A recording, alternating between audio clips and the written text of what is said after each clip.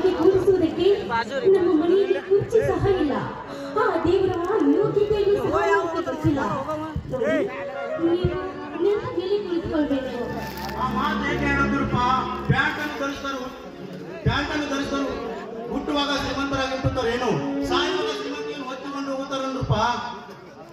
ಹಾಗಾದ್ರೆ ನಂದೇ ತಪ್ಪಾಯ್ತು, ದಯವಿಟ್ಟು ನನ್ನನ್ನು ಕ್ಷಮಿಸಬೇಕು. ಏನು ರೂಪ ತಾವೇಕಿನ ಮಾತ್ರ ಸಭೆ ಕೇಳ್ತಿರುವ್ರಿ? ನೋಡಿ, ನೀವು ದೊಡ್ಡವರು, ಕಲ್ತವರು, ನನಗೆ ರೀ ಹಾಕಿ ಕರಿಬೇಡಿ. ನನಗೆ ತುಂಬಾ ನಾಚಿಕೆ ಆಗುತ್ತದೆ ರೀ. ಇವಳ ಮನಸ್ಸು ನನ್ನ ಮೇಲೆ ಇದ್ದಂತೆ ಕಾಣುತ್ತದೆ, ಅದಕ್ಕೆ ರೂಪ ನನ್ನನ್ನು ಇಷ್ಟಪಡುತ್ತಿರುವ್ಯಾ? ನೋಡಿ, ಹಾಗೇನಿಲ್ಲ. ನೀವು ಕಲಿತವರು, ದೊಡ್ಡವರು, ವಿದ್ಯಾವಂತರು, ನಿಮ್ಗೆ ರೀ ಹಾಕಿ ನಾನು ಕರೆಯುವೆ. ಹಾಗಾದರೆ ನಾನು ಸಲ್ಲಿಸಿಬಿಡೋರಪ್ಪ.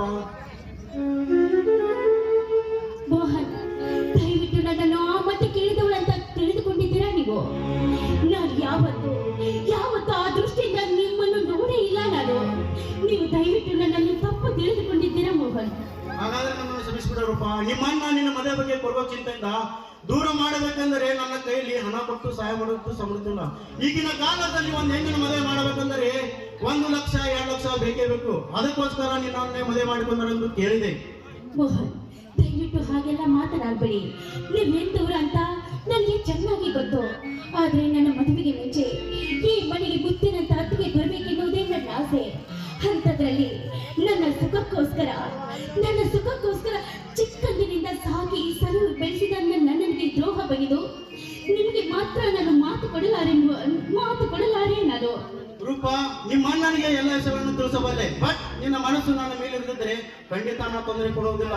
ನನ್ನ ಕೈಲಾದ ಮಟ್ಟಿಗೆ ಸಹ ಮಾಡಿ ನೀನು ಇಷ್ಟಪಟ್ಟವನ ಜೊತೆ ಮದುವೆ ಮಾಡಿಸುತ್ತೇನೆ ಅಂತ ಹೇಳಿ ಈ ತಾಯಿ ಪರಿಶಂಕರ ಮೇಲೆ ಆಣೆ ಮಾಡುತ್ತೇನೆ ರೂಪ, ಆಣೆ ಮಾಡಿ ಹೇಳುತ್ತೇನೆ.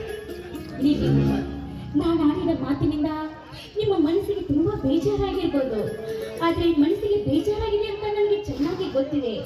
ಆದ್ರೆ ಇಲ್ಲಿವರೆಗೂ ನೀವು ಚೇಷ್ಟೆ ಮಾಡಬಹುದು ಅಂತ ನಾನು ತಿಳಿದುಕೊಂಡಿದ್ದೆ. ಆದ್ರೆ ನೀವು ನಿಜವಾಗಿ ನನ್ನ ಕೈ ಹಿಡಿತೀರಾ ಅಂದ್ರೆ ನಿಮ್ಮಂತವ್ರು ಸಿಕ್ಕಿದ್ದು ನನ್ನ ಪುಣ್ಯ ಮೋಹನ್, ನನ್ನ ಪುಣ್ಯ. ಈಗಲಾರು ಅರ್ಥ ಆಯ್ತು, ಅಷ್ಟೇ ಸಾಕು. ನೀ ಎಂದೆಂದಿಗೂ ನನ್ನ ಹೃದಯಗಳಾನಿ.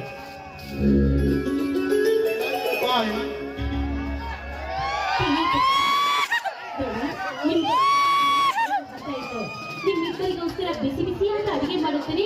ಇಬ್ಬರು ಸಿರಿ ಊಟ ಮಾಡೋರಂತೆ. ಆಮೇಲೆ ಮಾಡಿದ್ರಾಯ್ತುಪ್ಪ. ಈ ಸಂತೋಷ ಸಮಯದಲ್ಲಿ ಒಂದು 20 ಗೇಟಿನ ಹಾಡಿಕೊಂಡು ಬರುತ್ತೆ.